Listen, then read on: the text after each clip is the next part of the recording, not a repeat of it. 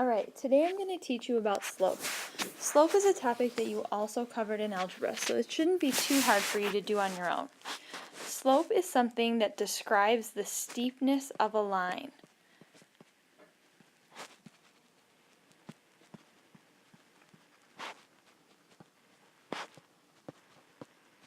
You can think of it as the ski slopes. If you've ever heard of going skiing on the black diamond versus the blue circle or the green circle, the blue and the green are a lot less steep than the black diamond runs. So that's why the black diamonds are supposed to be a lot tougher to ski on. Slope, we use the letter M to represent. Hopefully you're remembering that slope is rise over run, which means that we subtract our y's on top and our x's on the bottom. It doesn't matter which order you subtract them, but y's must be on top. If any of you guys know Mr. Kerfus, this is why he invented the yaks, if you've seen him around. He's this funny little guy, and it's just so that kids can remember y goes on top. Okay, graphically, we've got some different things to look at for slope. This first line is a horizontal line, and it has a slope of 0. What I like to think of is it takes 0 effort for me to walk across the floor. Just a reminder, you would get a 0 slope if you had 0 over some number. The second line is a vertical line. Its slope is undefined. How I remember that is that it's undefined for me to climb up the wall, unless I'm Spider-Man, which I'm usually not. It's a joke. Alright, when you get an undefined slope, that's when you have 0 underneath a number. So again, underneath undefined. That's an easy way to remember it. The next picture is a line with a positive slope because it rises from left to right. And the last picture is a line with a negative slope because it is falling from left to right. Maybe some of you guys remember back in 8th grade or 7th grade learning about the horizontal and vertical lines and memorizing them as Hoy and Vux. A few of my kids taught me about these. Hoy stands for a horizontal line, has a slope of 0, and it's going to eventually be a y equals some number equation. Vux stands for a vertical line, has an undefined slope, and it's going to be an x equals some number equation. We won't worry about the y equals and x equals now, but remembering Hoy for horizontal is 0 and Vux for vertical undefined is helpful. Alright, now what we're going to focus on the most in geometry is that parallel lines have the same slope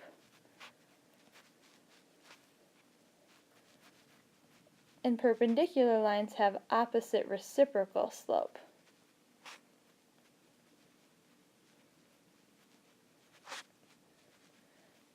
So for example, if I gave you a slope of 1/2, the parallel slope would also be 1/2, and the perpendicular slope would be opposite, meaning change the sign to negative, and flip it, so it would be -2.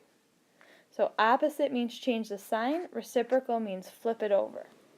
Another example is if I started with the slope of -3, the parallel slope, still same thing, -3.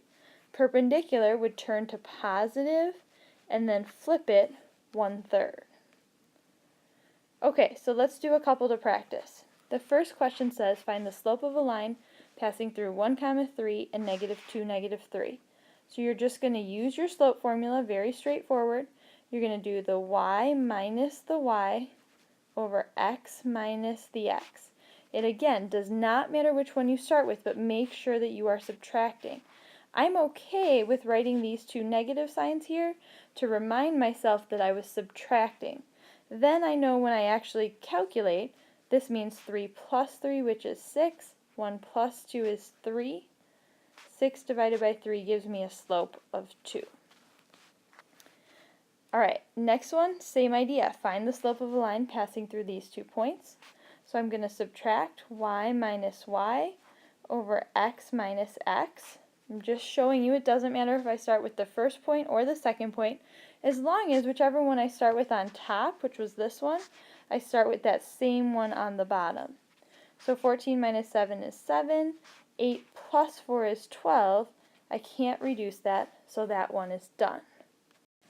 Let's try a few more application problems. So this one says, show that line FH is parallel to JK and KF is parallel to JH. So I need to find a bunch of slopes. My advice on a problem like this would be to stay organized. Label what you're finding. So I'm going to start with FH, which means I start with F and H for the ordered pairs. 10 minus 8 are the y's, and 9 minus 2 are the x's, so I get 2 over 7 for the slope of FH. Next I'm going to do JK. So for JK I'm using those 2 points. 5 and 3 are the y's, 13 and 6 are the x's, so I get a slope of 2 over 7. Now because these are the same slope, that means that the lines are parallel.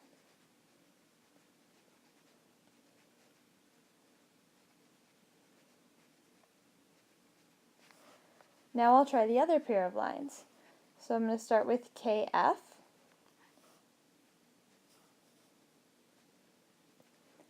For KF, the y's are 8 and 3, so 8 minus 3 over 2 minus 6, I get 5 over negative 4. And then HJ, I get 10 minus 5 over 9 minus 13. And again, I get 5 over negative 4. So because these have the same slope, that means that the lines are parallel. You would have to show me your work to actually show me that the slopes are the same on a problem like this. Make sure you label, just like I did, which line you're finding the slope for. That's how you would earn some partial credit.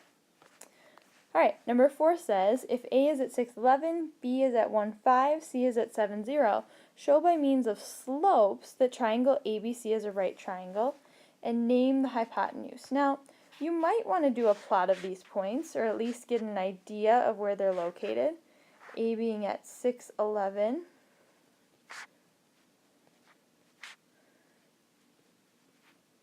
B being at 15, and C being at 70. But just from plotting those, I don't really know where the right angle is going to be. So I need to find the slope between the lines. So I'm going to start with AB. I'll do 11 minus 5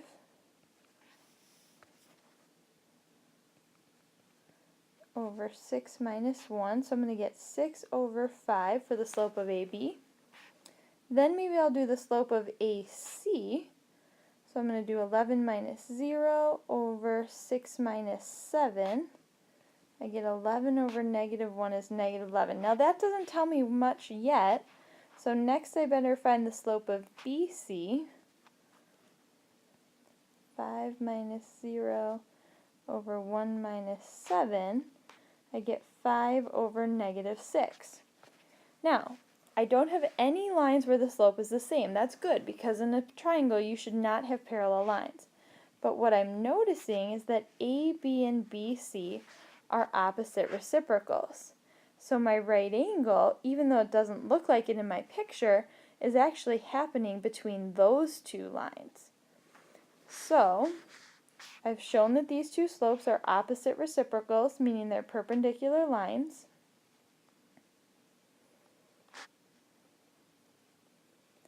And then it asks me to name the hypotenuse. The hypotenuse is always the side across from the right angle, so that's actually going to be AC.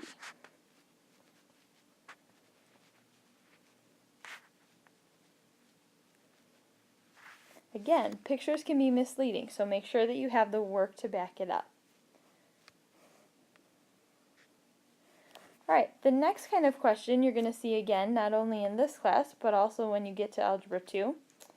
It says, if MT has a slope of 3, and M is at 4, k, T is at negative 4, 3, what is the value of k? So just because we don't know what one of the points is here, don't be intimidated. Start with what we know. We can find the slope of MT. We would say y minus y, so k minus 3.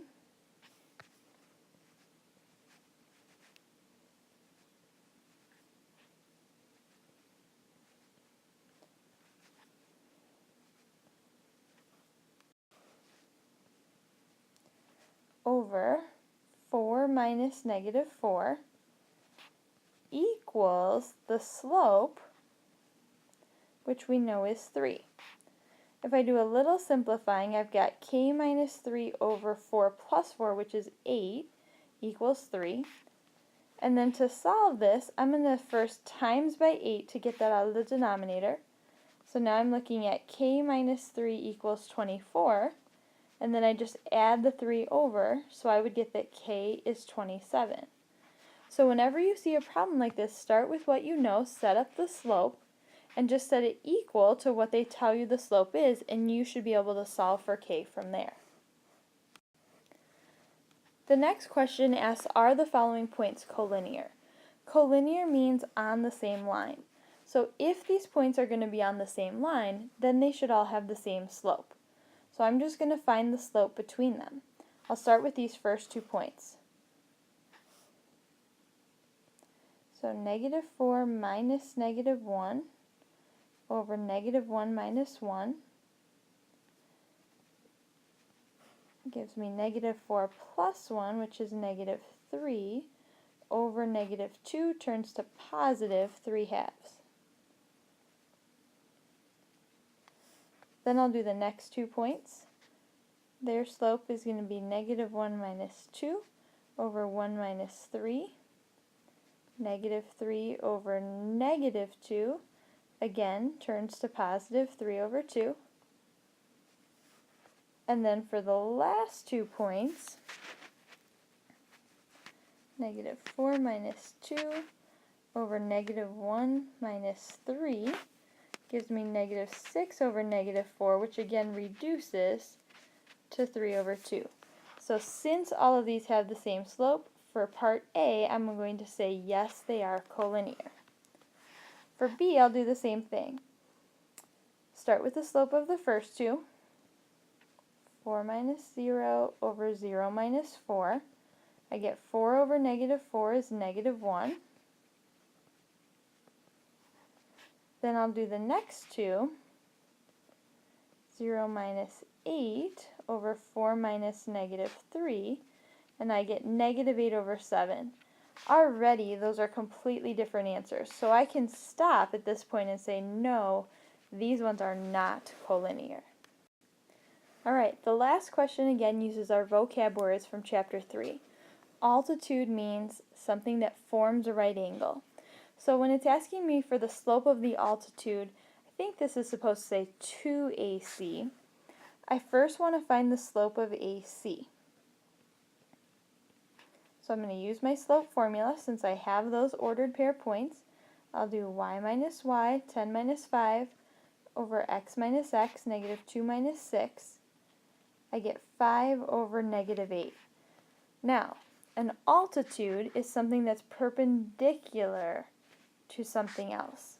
So the altitude to AC is going to have the perpendicular slope, which would be positive 8 over 5. For part B, it's asking me for the slope of the median to AD. So, since it's a median from A to a point, D has to hit on segment BC, and it has to hit at the midpoint of BC. So for B, the first thing I've got to do is use my midpoint formula, which remember we learned on Friday, to figure out where is the middle of BC. So the midpoint formula says we do x plus x divided by 2, comma, y plus y divided by 2. Negative 4 plus 6 is 2 divided by 2. 3 plus 5 is 8 divided by 2. So I'm getting that the midpoint for D is at 1 comma 4. Now, if I need to find the slope of the median that goes from A to D, I'm going to use point A and point D and find slope. So, slope from A to D is y minus y over x minus x. I get 6 over negative 3, which gives me a slope of negative 2. Hopefully some of this looks familiar from Algebra 1. Please keep in mind that slope is y over x, where It's unusual that y comes first, but that's the case for slope. Alright, give your homework a try. We'll talk about it tomorrow.